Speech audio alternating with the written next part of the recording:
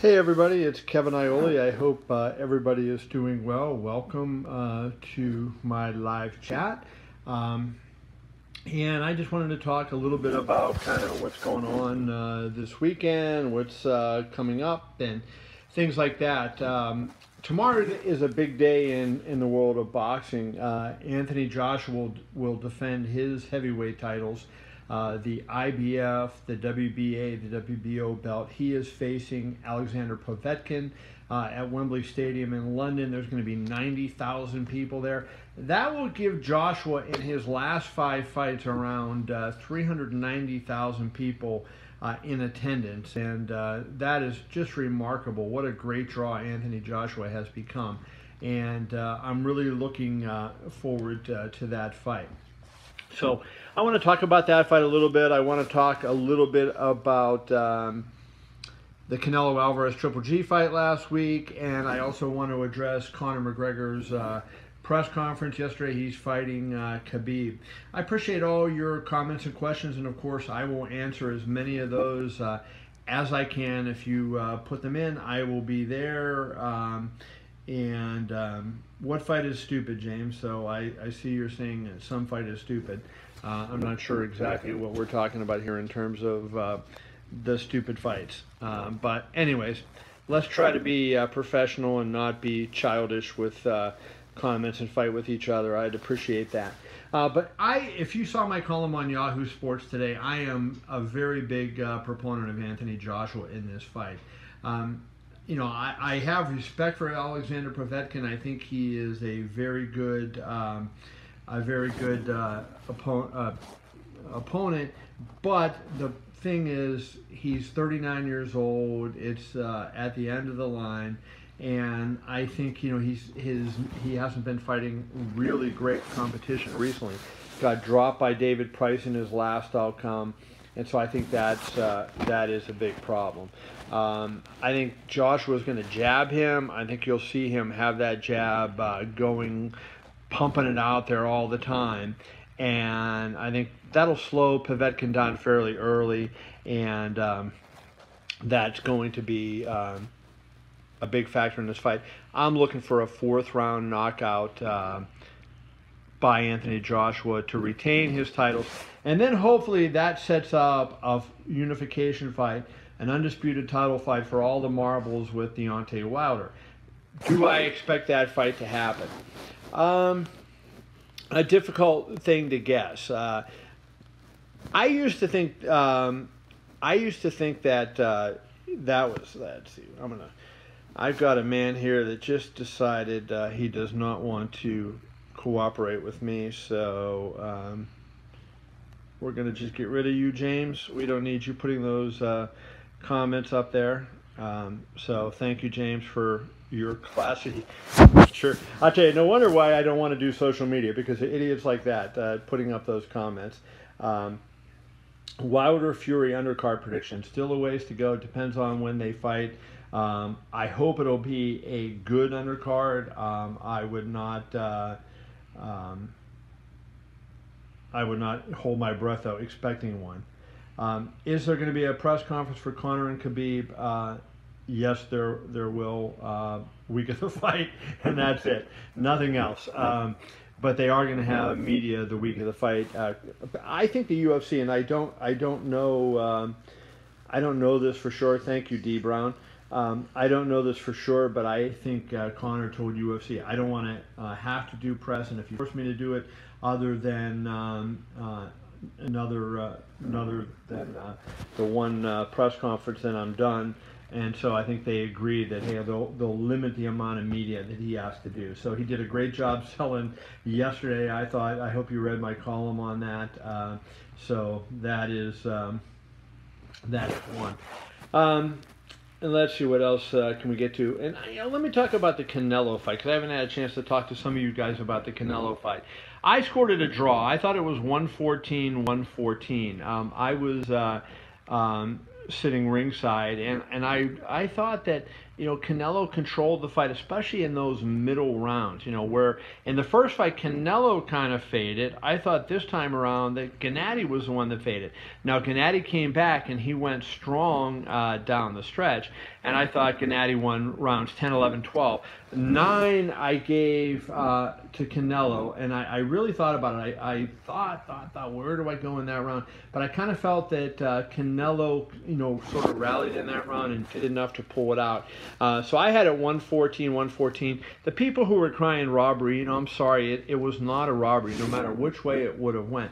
I understand that a lot of people were against Canelo. They feel kind of like, the Texan said he thought it was a closer fight than the first one, to be honest. I think they were both close, and I don't, hey, if you believe Golovkin won, I'm not saying you're a liar. If I would have changed the 9th round, I would have had Golovkin winning the fight. A lot of people gave the last 4 to Golovkin. I gave the last 3 to Golovkin.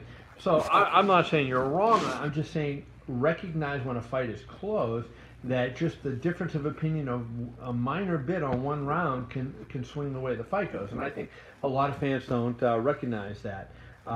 Let's see. It's hard to believe out of the 2 fights, Triple G won neither.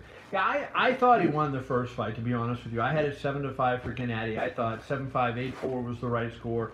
I was really surprised, of course, by Adelaide Bird's score, but also by the draw and by Don Trella in that first fight not giving the 7th round to Gennady. Let's see. Dalton said, I keep seeing the argument made that a close fight can't be considered a robbery. Personally, I believe you can have a close fight and it can still be a robbery. I agree with that, Dalton. You're 100% right. But remember, the fights are scored round by round. So let me explain why I agree with you, but I don't think it was the case in this particular fight. You could be out there, and Dalton, let's say you and I are fighting, and you're winning every round 51-49. So they're close rounds, and the judges continually keep giving me the rounds. I ended up winning, 120, 108, and really it was, just minimal difference between us, and maybe the judges, for some reason, most people saw it your way, the judge saw it my way, and I end up getting a decision. And that is, let's see, my battery is not doing good here on my iPad, I'm sorry. So it could change where I get the decision, you won the fight, and it was a close fight, but it was a robbery. But I think in this one, I tweeted, go back to my tweets from Saturday night. First round, I said, very close round. Second round, I noted that several times early in the fight where they were rounds that could have gone either way. And they did not get picked up on. People don't realize that those rounds make a big difference. So, that was my thought on that. I thought it was a good fight, a good event. I'm just trying to, for some reason, my battery's not charging on my iPad here, so hopefully this will get things going.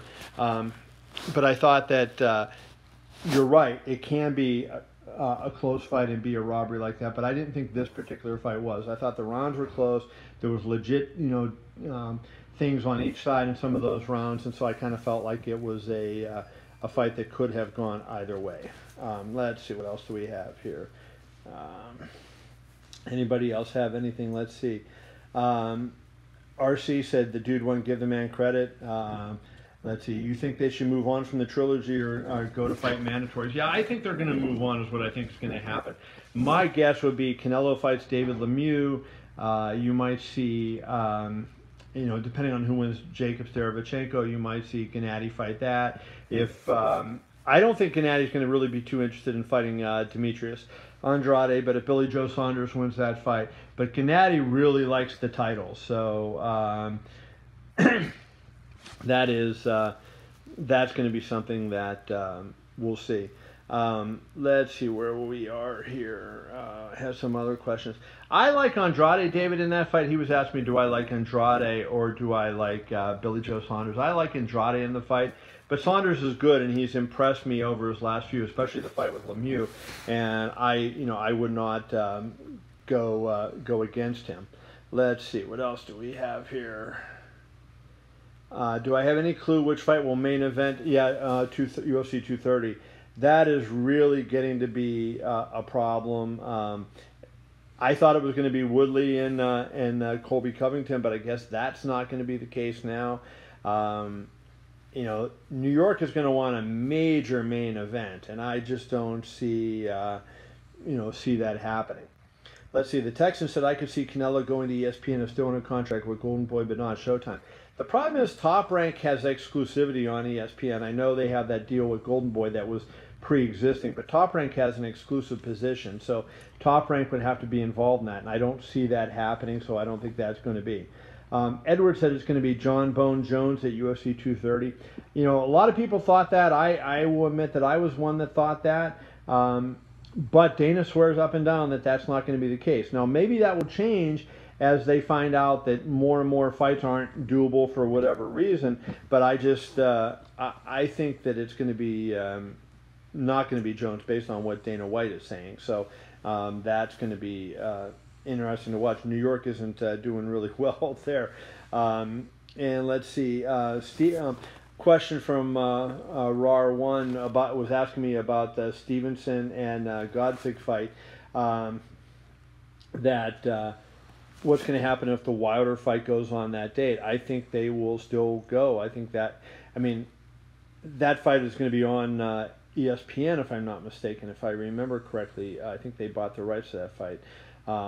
But I think they'll, we're going to have a lot of cases now where we're going to have big fights on the same day because of all these streaming options and everything going on. And I think we're going to have to get used to that. The thing being that if you have streams that you can then go watch them whenever you want to see them.